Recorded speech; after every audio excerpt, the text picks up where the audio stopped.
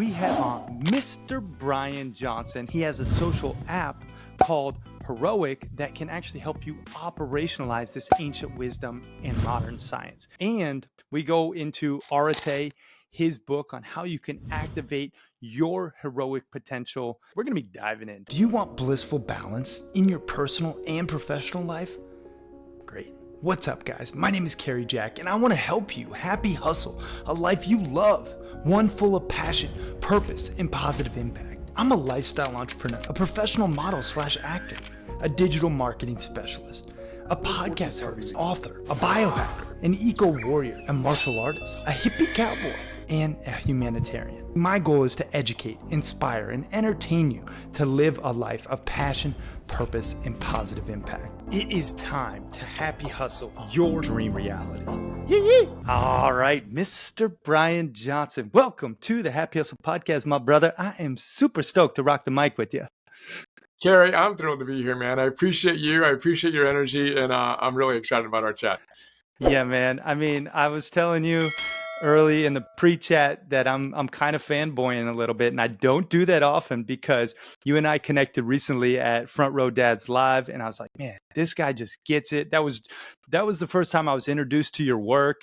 I got your book, Arete. Actually, you graciously gave it to me, and I got it behind me. You signed it, and I dove in. And then I bought the app. I've been going to the app every day, and I'm really inspired by what you have created. I mean, I love your bio too, because, you know, I got to hit some of these notes. Founder and CEO of Heroic Public Benefit Corporation. But you say you're 50% philosopher and 50% CEO and 101% committed to helping create a world in which 51% of humanity is flourishing by the year 2051. Brian, man, we have so much to talk about. Specifically Arete and, you know, how to activate your heroic potential, leveraging this ancient wisdom and this modern science to really operationalize it, right? But before we get into all that good stuff, Brian, what is something interesting about yourself that not too many people know? I love it. I love it. You gave me the little preface here too. I don't usually tell people what my question is. This is the question. My immediate response was, dude, I'm a reasonably boring guy. I got 2 tattoos, man, that most people know about. This is my entire life. Philosopher, Arete, heroic, CEO, let's go. But not many people know about my newest tattoo, anti-fragile confidence. That was my New Year's gift to myself. So we'll go with that, dude.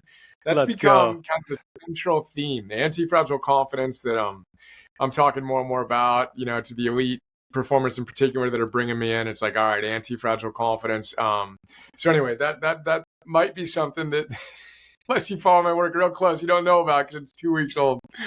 Yeah, I did hear that you got that new tattoo from one of your videos. And I love the phrase anti-fragile confidence. I think there's a lot of victimization out there. There's like people don't take accountability for their reality.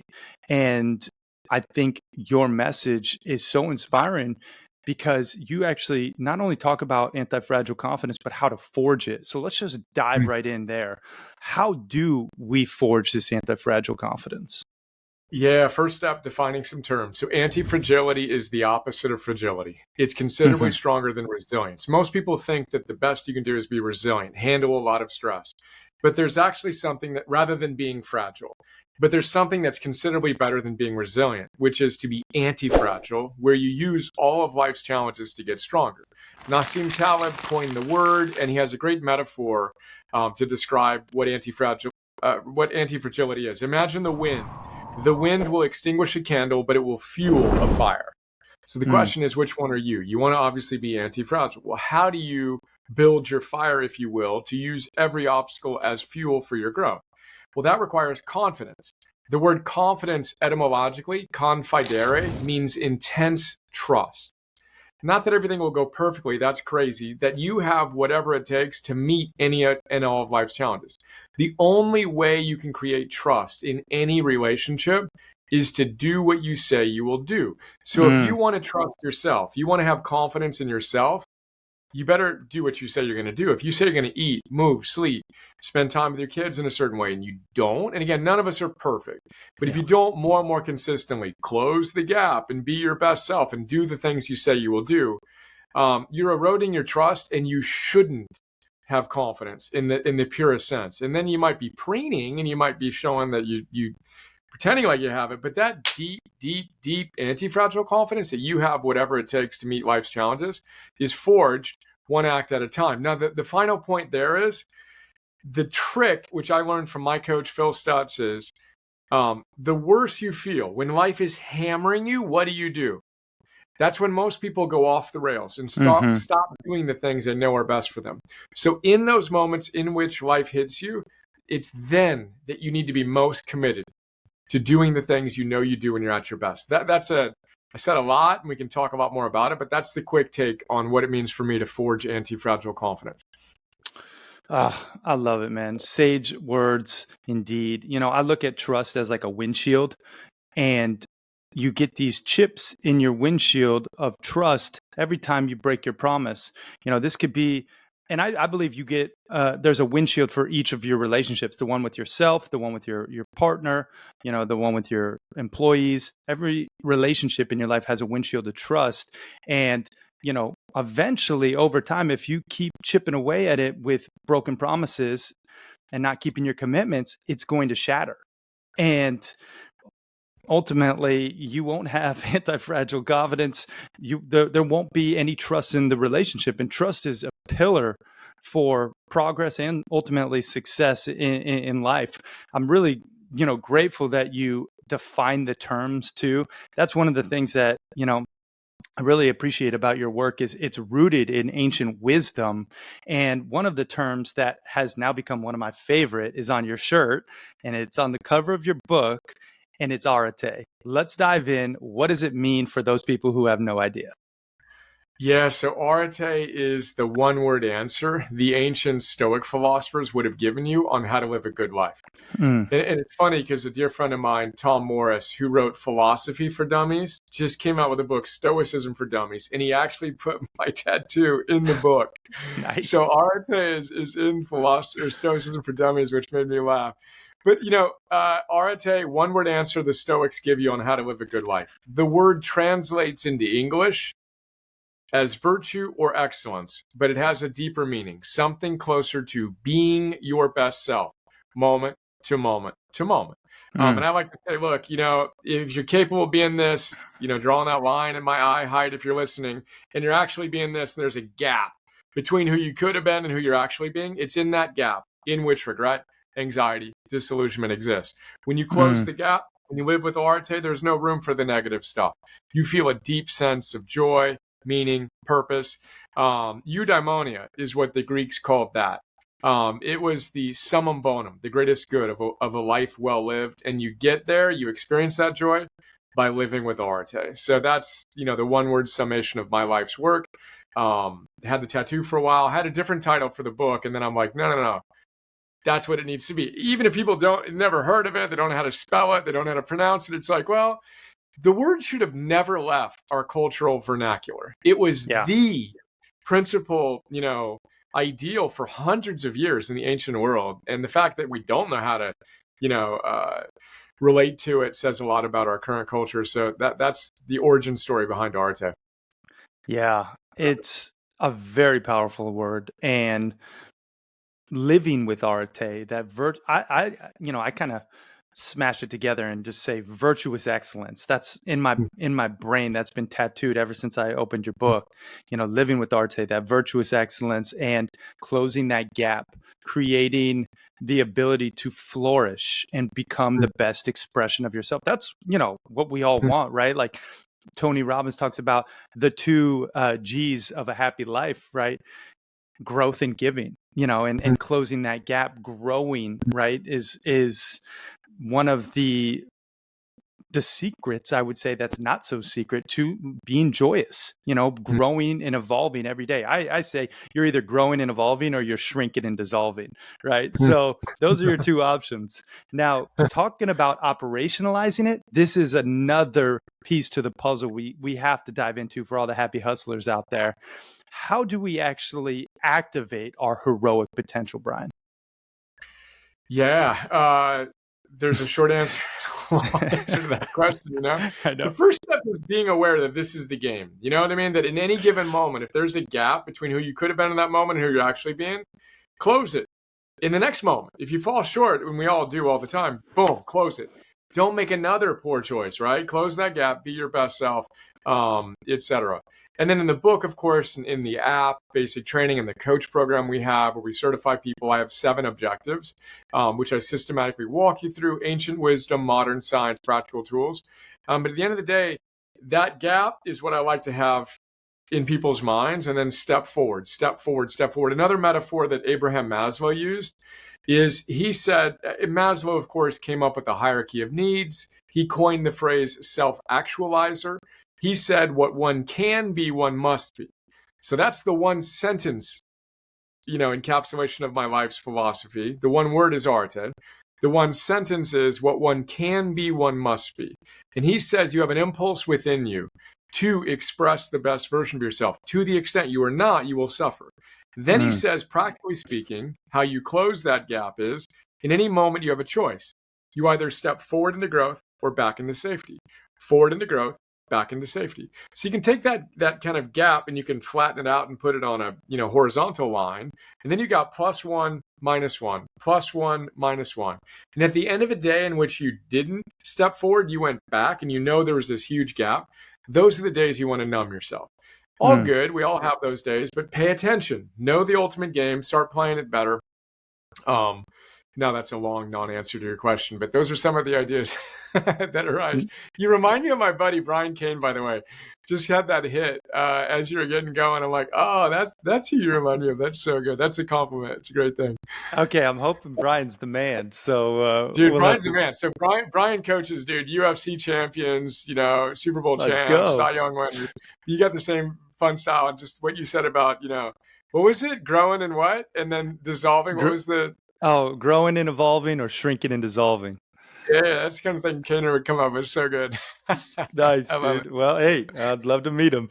Right. But man, you really, you embody Arete. You really do. And, I know you talk about going from theory to practice to mastery in every moment. That's what really hits, is moment to moment to moment. Because all we have is this moment. There's no past. There's no, future. We have this moment, truly. And fun fact, one of your favorite authors is one of my favorite authors, Mr. Dan Millman. And I feel called to take off my shirt and show you. I have peaceful tattooed on this bicep and warrior tattooed on this bicep. Oh, check it out. I'll show you. I'll have to show you. What are you waiting for? Come on. What do we got? Come on. Costume change, dude. Okay. Do not give that reveal. That's amazing. So there's peaceful. No, you didn't. Wow. And there's warrior with the little sword. That's strong. That's amazing. Right? So that book changed my life. And I didn't really plan on going down this rabbit hole, but I feel like it's important to, as I put my shirt back on. Sorry for everyone with the audio. Got to stay branded, right? Happy hustling. Probably overdoing the branding, some may say, but nonetheless, I digress. So I don't know, man. How do you get any stronger than the blazing peaceful warrior? That's some pretty strong branding right there. But go on, Dan Millman. Right. Yeah. So Dan Millman, that book changed my life. And, I know it was powerful for you too. I'm curious, just to take a beat here, what did you extract from your time with Dan? Because I know he became a friend. He became a friend of mine as well. I flew to one of his conferences, paid VIP, ended up actually optioning the rights to make a movie based on the journey of Socrates. It's the prelude to Peaceful Warrior. I don't know if you've ever read it, but it's a phenomenal book. And I was going to play the main character, and I went through this whole thing that was, movie production, which I have had my foot in the entertainment world for about 15 years. So anyway, the point is, Dan's been a big part of my life, and I'm wondering just what he means to you, and if you had to kind of talk about how he shaped your reality and now your work with Arete. Yeah, so love Dan. And the very first self-development book I ever read was 7 Habits of Highly Effective People. If it wasn't the second, it was close to the second, was Way of the Peaceful Warrior. So I'm like 24, maybe 25 at that time. The market had just crashed in 2000. I had raised $5 million. We had 50 employees. I'd hired the CEO of Adidas to replace us right when the market crashed, right? And I remember picking up his book. One of the women that worked for us had it. And as per the subtitle, a book that changes lives. So there's a lot of different things that Dan did. But in that moment in particular, it was Covey had given me the idea that one could deliberately change their life, which was a new idea to me. You know, first generation college student, youngest of 5, lower middle class college, Catholic kid, you know, that was a new idea. And then Dan gave me like this practical, inspirational vision for what that might look like, if that makes sense. And then I read everything he wrote. So then, you know, I've become a habit of mine. When someone writes something great, I've read The Journey of Socrates, everything else. Everything that Dan's written, pretty much I've read. Same with Paulo Coelho, same with, you know, a number of authors at this point. But back in the day, those were my main guys. And then he and I connected and formed a relationship as well. But his integration of the East and West is another thing I admire with him. You know, the practical Western philosophy with the more esoteric, you know, Eastern ideas and ideals, and integrating those is also another, you know, part of how he inspired me. My wife and I read from his very first book on our very first date. You know what I mean? Oh, like, cool. Whatever. There's all kinds of little things, but just a good dude, man. Who that's great that you two have that connection as well. And I can feel the resonance.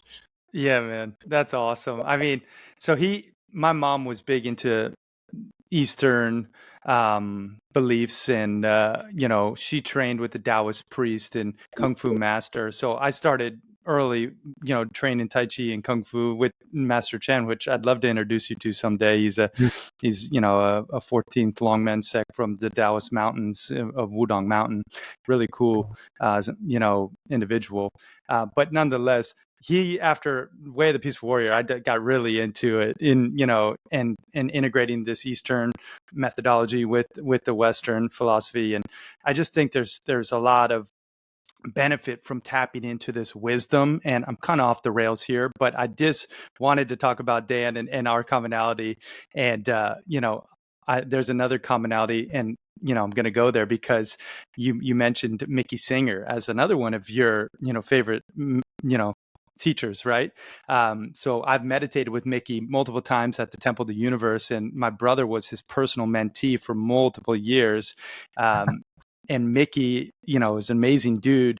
And I'm just wondering what you've learned from Mickey and how you embody that. Yeah, I haven't gotten to the intimate Mickey stage yet. He's still Michael Singer for me, but I love it. Yeah. He's much more recent for me, but just the thing I admire about him. So again, he's another guy. I've read everything he's written. So I read, you know, Untethered Soul. I liked it, you know, years ago when I read it. And then actually, I haven't read The Surrender Experiment. But what I did was I read Living Untethered after my wife got it. But then I went back and read like 2 or 3 books that he wrote 40 years ago. And so, you know, he dedicated his first book to Yogananda. And so started reading those old school books. And what I admire most about Michael Singer is his discipline. I mean, his ferocious commitment to his practice for 40, 50 years at this stage, goosebumps. It's easy to take for granted. You know what I mean? Oh, you know, living untethered, I surrender to life. Do you realize how hard it is to do what he does and how hard he worked? More importantly, he didn't take some plant medicine trip, come back and decide that he was going to surrender. That dude worked so hard for so long to get to a point where he can truly be one with his life's experiences and to allow something bigger than himself to come through.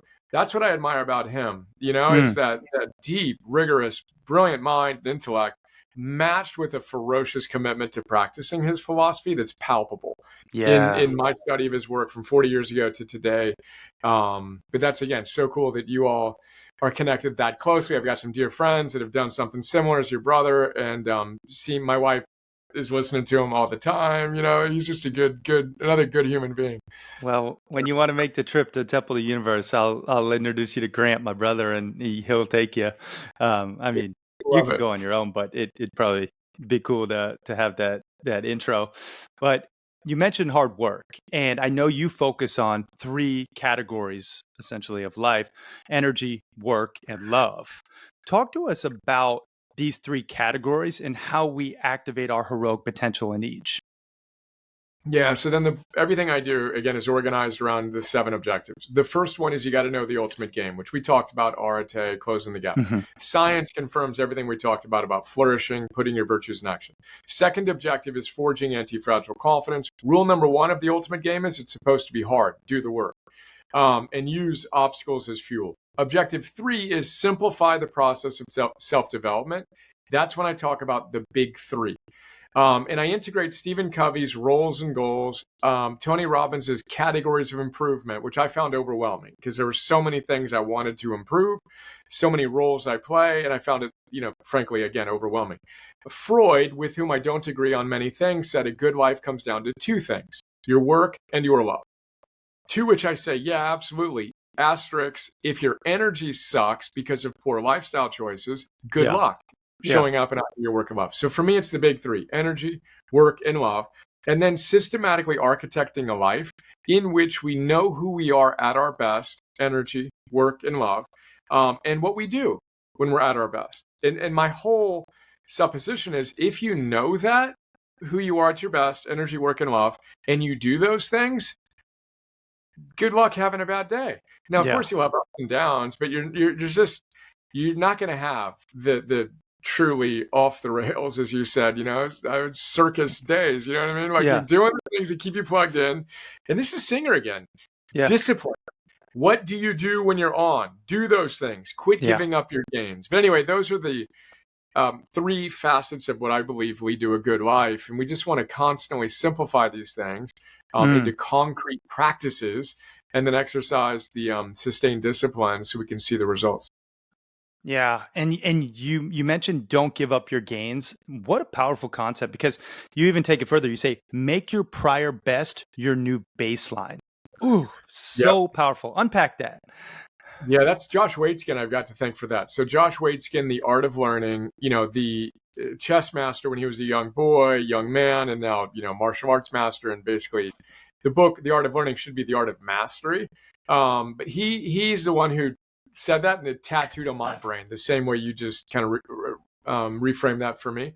And it's funny because I gave a talk to the U.S. men's national soccer team, and afterwards the head coach, Greg came up to me and he's like, dude, that line, that make your prior best your new baseline was what just jumped out and just, landed for him. So I like to encourage people to get clarity on what they did when they were at their best. And the exercise is simple. Bust out a piece of paper, blank piece of paper, draw a line down the middle, put do on the upper left, don't on the upper right. Then look back to a time in your life or different times in your life in which you were on. Energy, work, love. You at your absolute best. Your energy, your work, and your love. What were you doing and what were you not doing? And why did you give up those gains? And then stated positively, if you did it before, you can do it again. Let's reinstall those habits. Don't give them up this time, and then build from there. And then life gets even more interesting, and it becomes one big game. But that's how I like to frame that up. Oh man, it's so powerful and profound in its simplicity, which most profound things are, right? That alone, I hope the happy hustlers are just like taking this and operationalizing it and actually, doing the work. Like, the exercises that you set forth, it's really the difference between just letting it go in one ear. Oh, that was a great chat with Brian, and Gary, and the difference between letting it go out the other ear or actually letting your psyche retain it is stopping, writing down on a piece of paper, put the do and don't, get clarity on what makes you feel your best in your energy, your love, and your work. And I know you have a very disciplined schedule, and you have a routine, and Jocko talks about discipline equals freedom. I think that is so imperative to have that discipline. But I'm curious, I'm a big proponent of consequences create commitment. And inside our Happy Hustle Club, we have consequences. We have money at stake. If people don't do their personal and professional goals, every meeting they have money at stake and they lose their money and it gets forfeited to the pot. And those who do hit their goals actually get to split in the pot earnings. So it's a gamification of accountability. I'm curious, do you have a way that you keep your commitments to yourself and retain that discipline? Yeah, I love your game that you play with your crew. It's the heroic app. So I mean, we architected the heroic app to do exactly this. And Hmm. so every single day I'm recommitting via the app to being my best self. I've created identities, virtues, and targets. And we like to talk about the fact that New Year's resolutions, are nice and warm and fuzzy, but at this time of the year, almost everybody's already forgotten about them. We're three So true. weeks into the new year. What do we? The science is unequivocal. It's like, oh yeah, what was that? I forget. You'll remember this time next year. Like, all right, good. But for us, it's new days resolutions. Today's the day to show Yep. up and recommit to being your best self. So Yep. for me, that's my primary accountability tool. And then just I made a sacred vow to my wife. I made a sacred vow to our community of investors. I have 3,000 investors from 75 countries around the world with Heroic Public Benefit Corporation. And, I've got vow literally written on my whiteboard right now. I got be worthy right next to it. So for me, there's like, even being in dialogue with you in this role, I don't take it for granted. Like that's a sacred role to play, for both of us to be, supposedly worthy of talking about these ideas. Well, I better earn that. And it's not an abstraction for me. It's today, So Yeah. I try to bring as much accountability as I can in all the different ways. But the reality is that you're accountable every moment of every day. So to go back to Maslow, he says every single time you deviate from your higher self, it makes an imprint on your consciousness. Now, you may Mm. not want to accept that fact, and you may want to numb yourself from that fact, but it doesn't make it any less of a fact. So Hmm. accountability is there. And then you want to find all the little ways from your group to what I'm talking about to anything else to make it easier to be accountable. But the Yeah. reality is, dude, we've got that part of us that's watching all day, every day. And it doesn't need to become a negative thing. It's just a fact. And Yeah. then, this is eudaimon. Eudaimon means good soul. Yeah. So we have a soul, our daimon, watching us and guiding us and Yeah. begging us to perform at our highest level. The diminutive of daimon is demon. So we also have this other voice that's pulling us away from our best self. And, which one wins? The one you feed, but they're Yeah. eating either way. So which one are you feeding, Amen. Yeah. Yeah. Yeah. That's well said, man. You really, you did something fascinating with the app. It's very sticky, and I know there's a lot of happy hustlers out there, entrepreneurs and aspiring entrepreneurs who are interested in SaaS, software as a service. And my former tech company in New York City, we built this tech algorithm and, created this platform on quantifying feedback. And, SaaS is a real challenge to get right. But if you do nail it and create a platform and a community, it can change people's lives. And I think truly, I say this all seriousness, not just, blowing you up here. I think this app can truly do that and is doing that. You already know it is, but like it's I've seen it for my own life.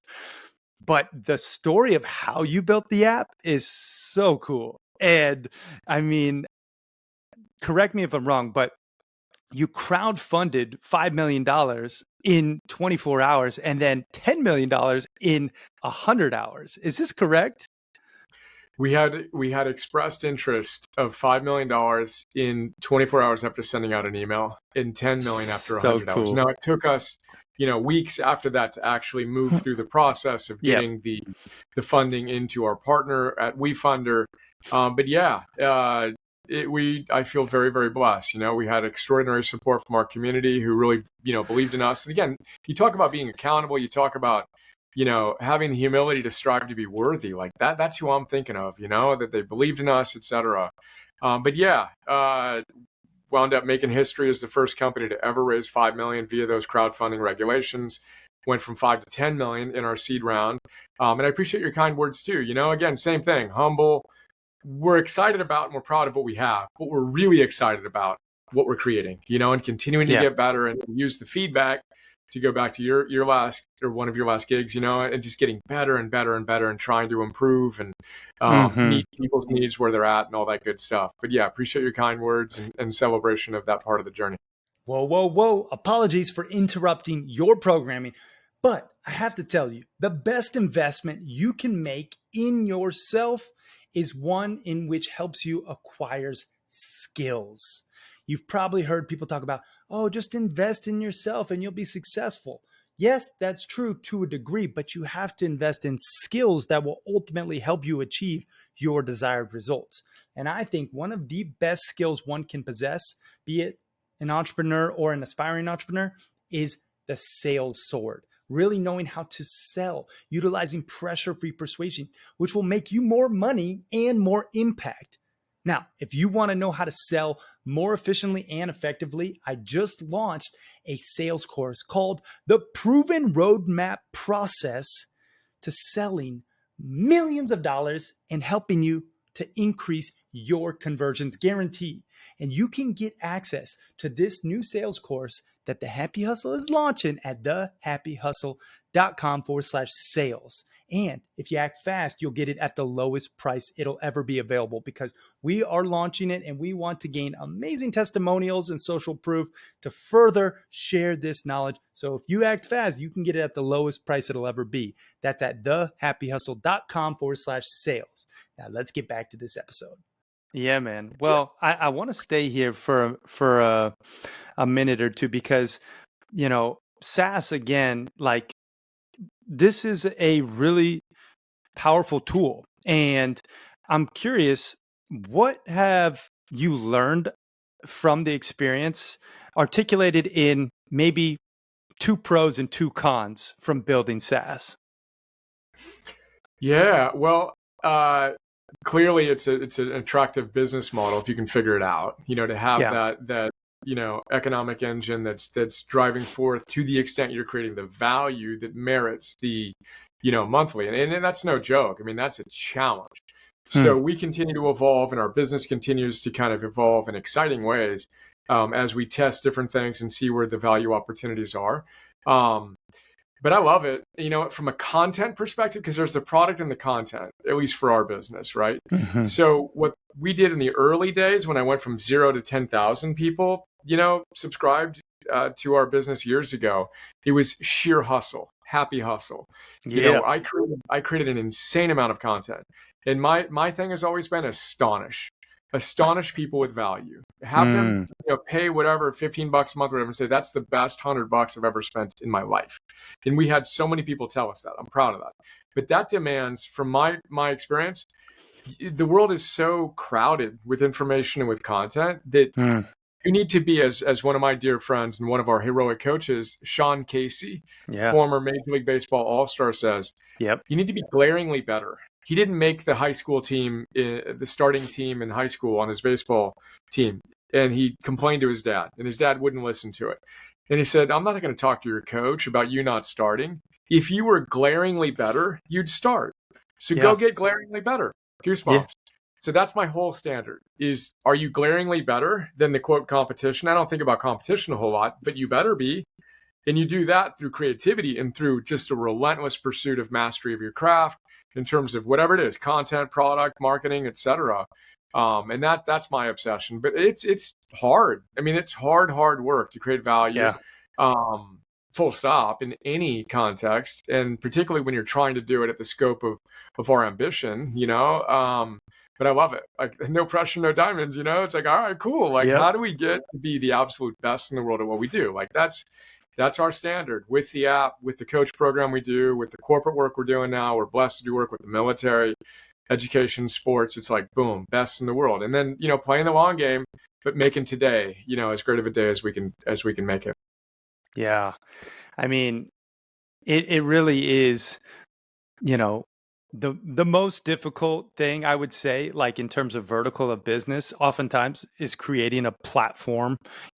There's a lot of platforms that go to the graveyard and only a couple that go to the glory, right? And I want to help Arete get to the glory, the heroic app get to the glory, because I've been telling a lot of people about it, just myself, just because I'm a believer, and it's because of that glaringly better difference. And I know your original inspiration came from, like, essentially the social dilemma, right? Talk to us about that inspiration. Yeah, it's funny because I've had so many iterations. I think that's another really important thing for me anyway. And I know that it's it must be true for you as well and all the other entrepreneurs listening, constant experimentation. So Ralph Waldo Emerson, who I got on my wall back there, we named our son after him. All life is an experiment. The more, the better. Yep. So I actually started what's the core of Heroic, the Philosopher's Notes, on an airplane from Tokyo to LA. I opened a Sky Mall to a company that did summaries of business books like 17 years ago. And I had an epiphany, a choir of angels sang and said, dude, do that for self-development books. Now there's 1 million people doing summaries of self-development books. But 17 years ago, no one was doing it. I was the first one to do it based on that inspiration. So there's been these epiphanal moments in my life and career that I've trusted and followed. And then the social dilemma is kind of a second part of the app. So the principal part of the app is theory. We have the distillation of a lot of wisdom that we give you in less time, Philosopher's Notes and a bunch of other classes and stuff. And I want that to be the best in the world. We've been told it is. Then there's the practice, which is how I set up my day every single day. Then there's the mastery, which is our coach certification program. 10,000 people have gone through that from 100 countries. Then there's together. So you move from theory to practice to mastery together. That's the social component. That's actually the heart of my entrepreneurial background, having built and sold 2 social platforms before Facebook. And then that aspect of our app is an answer to The Social Dilemma, the great Netflix documentary. Dude, that's 10 times harder than everything else we talked about. And so finding a way that we create a differentiated social tool that actually helps people move from theory to practice to mastery with ultimately the support of our coaches. So our big kind of evolution in our business right now is getting our coaches empowered to use our protocol to bring out the best in their clients. Yep. And so we sent something out literally 2 weeks ago, dude. Hey, would you like to get coached by one of our coaches? We had over 500 people immediately say, yeah, I would. Then we said to our coaches that we've certified, do you want to coach the people that want to be coached by you? More than 500 people responded to that immediately. All right, cool. 2-sided marketplace. Let's go. Now we can start connecting those who want to be coached using our protocol with our great coaches. And so again, constant experimentation, figuring it out. The thread there was we'll use our social tools so one of our coaches can help their clients create their protocol in our app and then see how they're doing week in and week out in their coaching sessions. But again, the main theme for me is constant testing, constant iteration, what's working, what needs work, humility to keep at it, and then long game. I'm thinking 2020, 30 right now. So everything we're doing is, 2024, we want to double revenue and impact. Then I want to do it again in 2025 through 2030. But I'm keeping that long arc, not compromising the integrity of our business, not playing some of the internet marketing stuff that is pretty ubiquitous out there, but just trying to build trust, trying to serve profoundly and have that, center of integrity that we can lean on in the years and hopefully decades ahead. I love it, man. Speaking of integrity, you did something that I very much respect, and you essentially, walked away from a deal with one of the big 3 publishers for your book, Arete, because of a discrepancy of over 10,000 words. You wanted to make it a little longer. They said hard no. And you were like, well, I know I want this to be glaringly better. It needs more words. I want to create, these 451 micro chapters because, 451 degrees is the temperature in which you activate fire, right? And your book is over 1,000 pages, but it's these micro chapters, which again, I truly appreciate, as a squirrel brain ADD guy who, I'm like, oh, micro chapters, micro wins. It's good for the soul, right?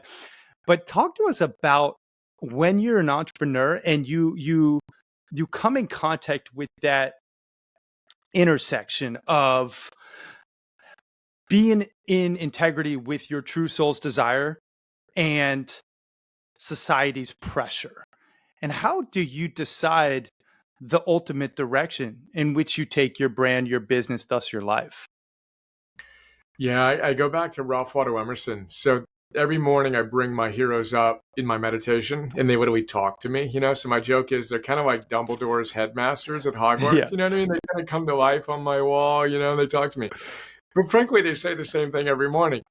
So the first guy I go to is Ralph Waldo Emerson. First thing he tells me is the answer to your question, which is trust thyself, is a line from Self-Reliance. If you have not read, listeners, if you haven't read his essay, Self-Reliance, Ralph Waldo Emerson, you must read it.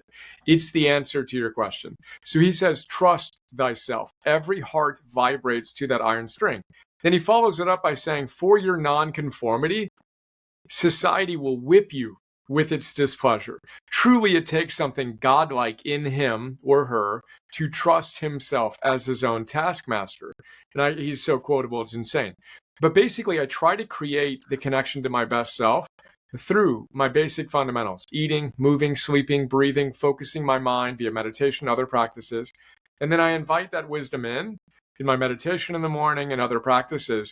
And then it's weird, it's hard to describe, but like I can see things, I have a sense of what's right, and then I trust myself.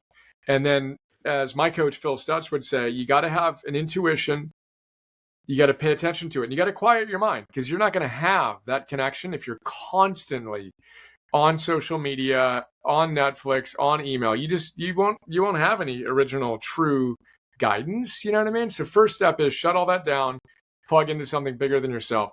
Then you got to trust your intuition. You got to make decisions. You got to take action. And then you got to accept the consequences.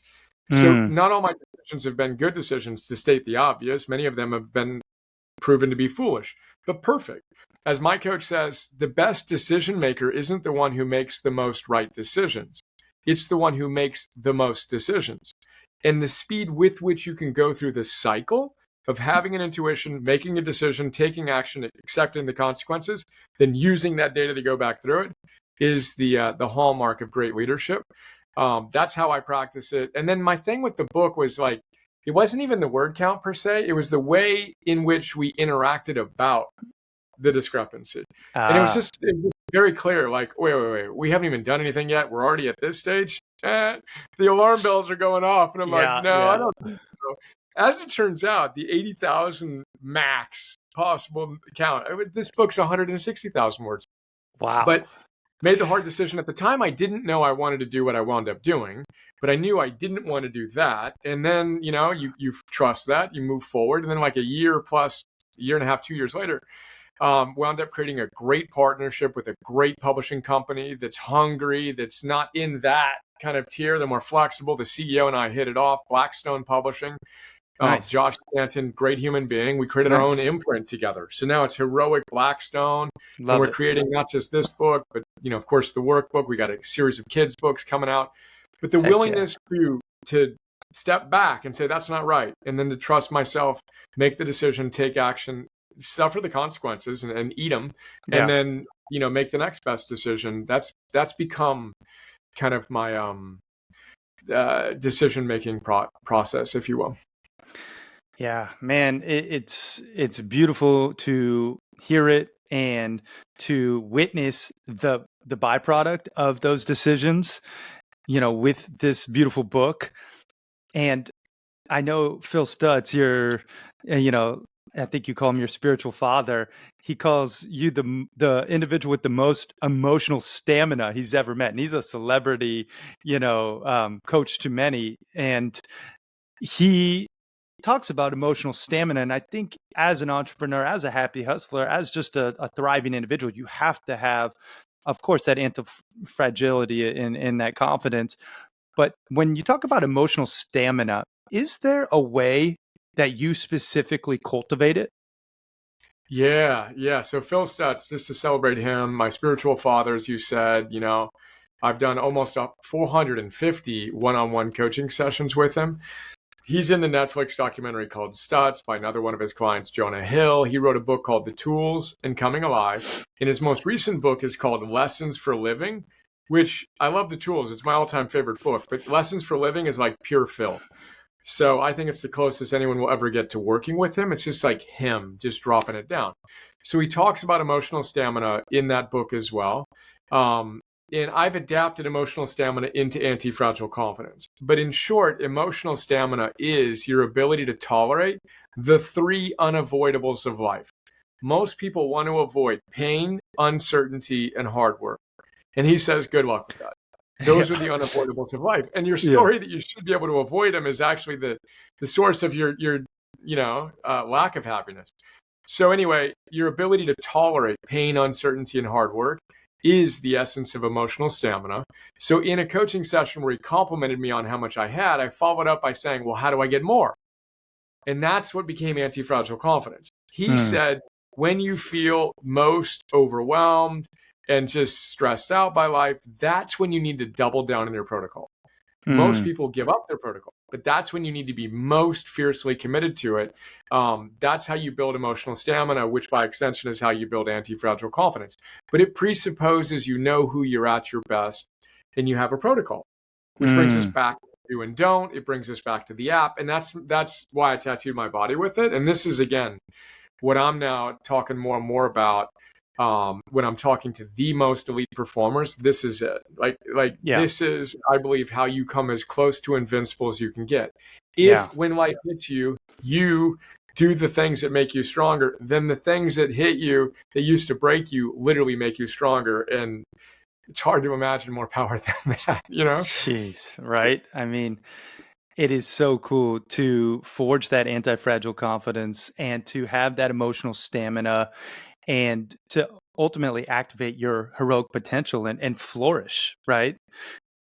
Moment to moment to moment. I know people are fired up right now and they're like, all right, I got to get this book. I got to get this app. Brian, where can people go to pick up a copy of the book and to actually get the app? Well, I appreciate you, dude. This was fun. You buy the book wherever you get books. So we're Amazon and everywhere else. And you can learn more, heroic.us/book. Phil wrote the foreword to the book. You can get some samples and stuff at heroic.us/book. And then if you're interested in learning more about the Heroic app, thank you again for your kind words, Carrie. You can find that. Just search Heroic in your iOS and Android app stores. You'll find that. We're the training platform. And then heroic.us/coach.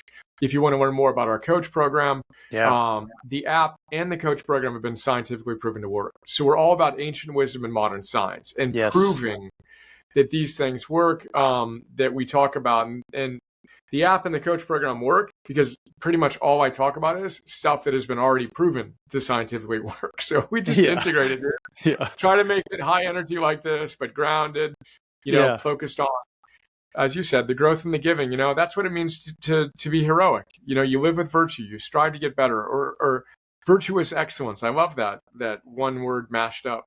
Virtuous excellence, but try to be a better person in service to something bigger than yourself. I mean, that's the ultimate game.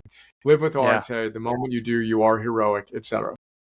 Boom. I mean, we are going to link all that up in the show notes. And I mean, I don't go this far for many books or really many individuals, but I truly implore all the happy hustlers out there to pick up a copy and dive in. It has changed my reality, Brian, and I don't just say that. Again, this is, something that I can stand behind with full integrity in raw truth, saying that this is something that I know can better your reality as well. So thank you, brother. I do want to put you through the happy hustle hacks and then the quick rapid fire round, and then we'll wrap this bad boy up. So this is just, a happy hustle hack. My only hard stuff is I got Phil's touch. There are a few things that, are going to be on this, but let's go. I can't wait for the rapid fire. Let's do it. Okay, we'll go quick. Yeah, Phil we're not going to make him wait. All right, happy hustle hacks are like a tip, a tool, a tactic in a couple different disciplines. And I know you talk a lot about health, but I'm curious, do you have a happy hustle hack for health that is maybe unique to you that you don't talk too much about? Dude, I'm so boring. I come back to the same things over and over and over again. I mean, look, I think that a great life isn't complicated. I think the simplest things have the highest return when you do them consistently. Everybody's kind of looking for that next cool thing. But my thing is, no. Slow down. How's your eating? You're moving, you're sleeping. Again, then I get into breathing and focusing your mind. I think I talk about it a lot, but one differentiation in my work is today started yesterday. So how you end your day directly determines, and this is obvious, but you got to make common sense, common practice. How I woke up feeling this morning was directly related to how I ended my day yesterday. When my last meal was, when my last tech input was, when I went to bed, how long I was in bed, etc. So Yep. today started yesterday. And the Yeah. fastest way to change your life overnight is get an extra hour of sleep.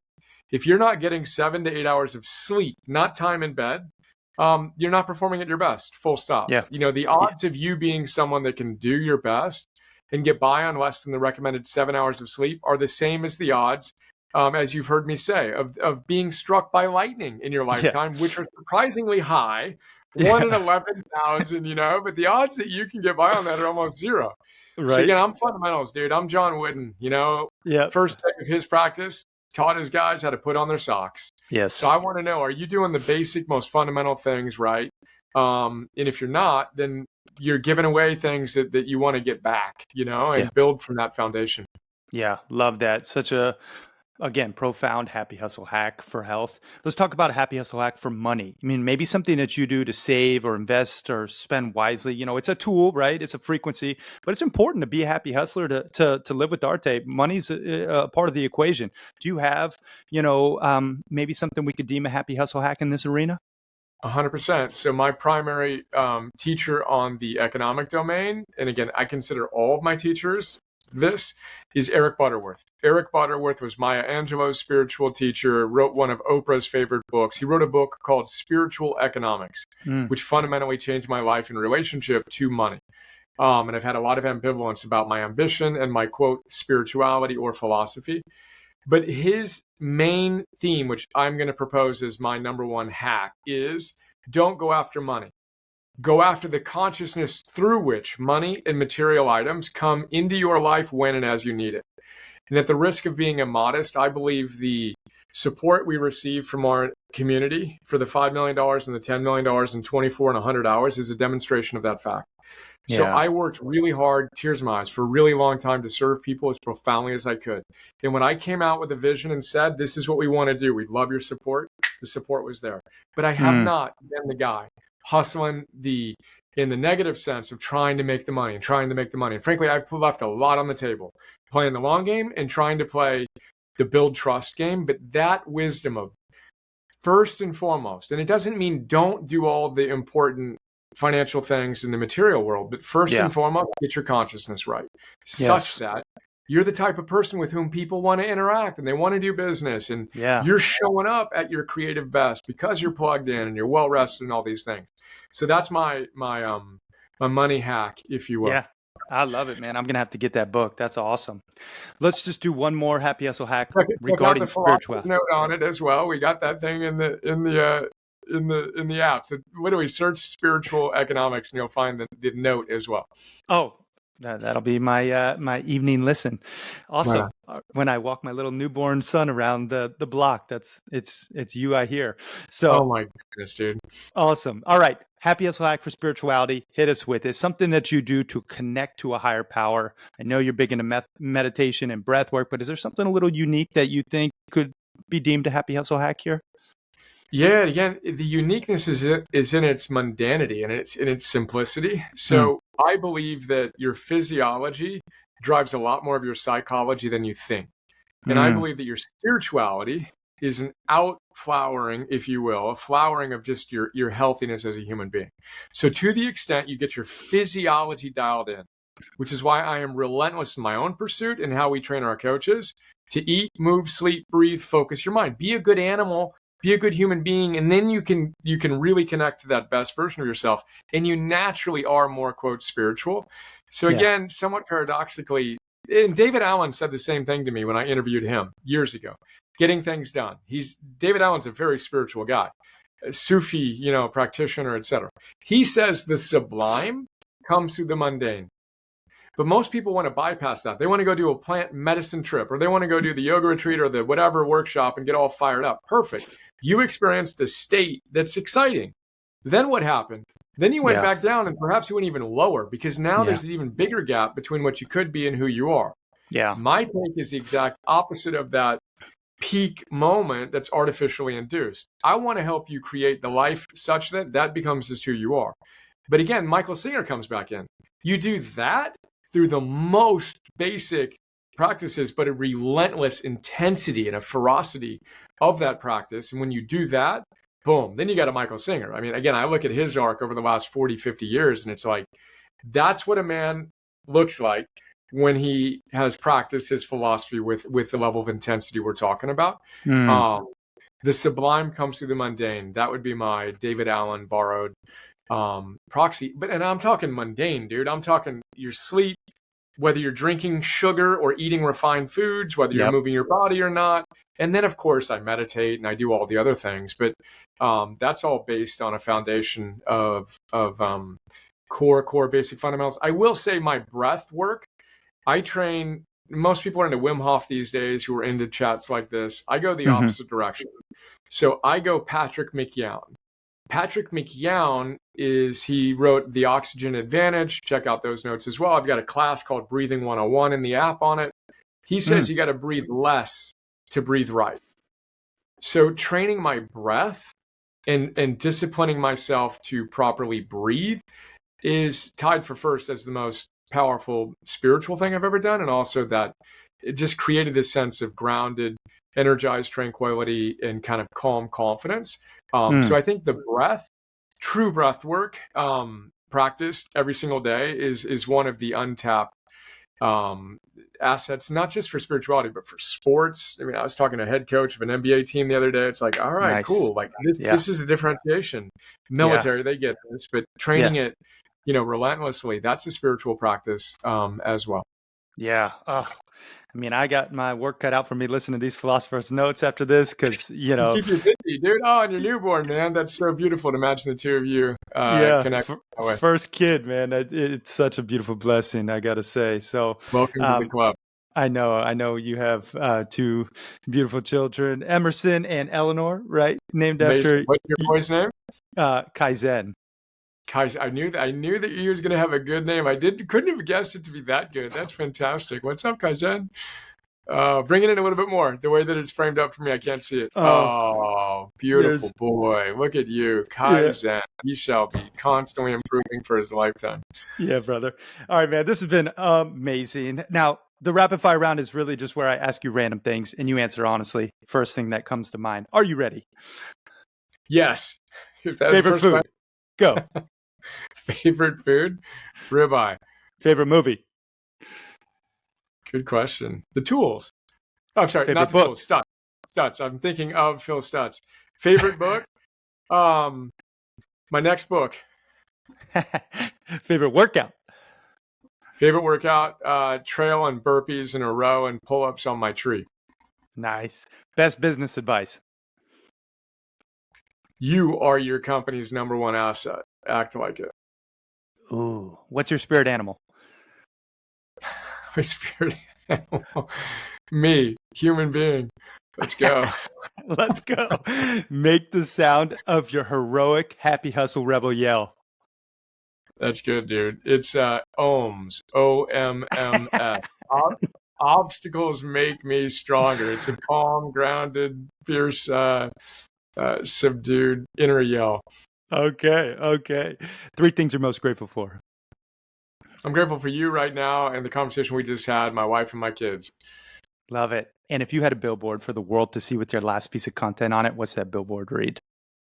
I'm wearing it, dude. On my shirt, on this arm, Arete, on this arm, heroic. I think that you and I and everyone here today, we're the heroes the world's been waiting for, and it's time for us to step up, show up, and start acting like it. Oh, I love it.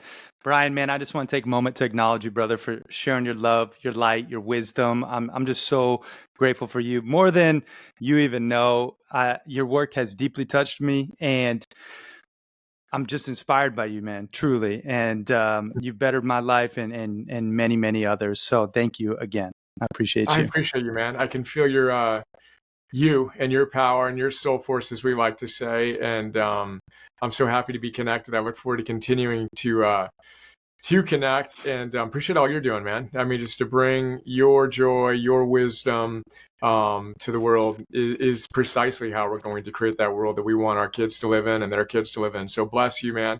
Thank you for bringing out the best in me and letting me have so much fun today. I appreciate Heck you. yeah. Day one, Heck yeah. all in. Let's go. Let's go, baby. Now, just one more thing before we sign off. Where's the best place for people to follow you online? Just if they want to connect. Dude, I don't know. My team does all the social stuff. I asked Cal Newport that question when I first interviewed him forever ago.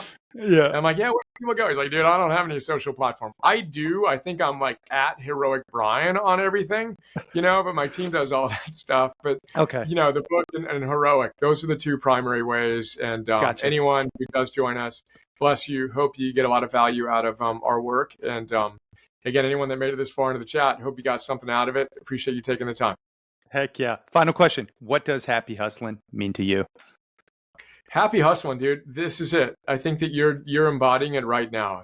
Just that joyful, like deeper than happy. You know what I mean? There's a joy, there's a meaning, there's a purpose, there's a growth to give. That really captures it for me. But again, it's Arete equals heroic. When you're really, really committed to virtuous excellence, and serving, hustling to serve. I hustle, dude.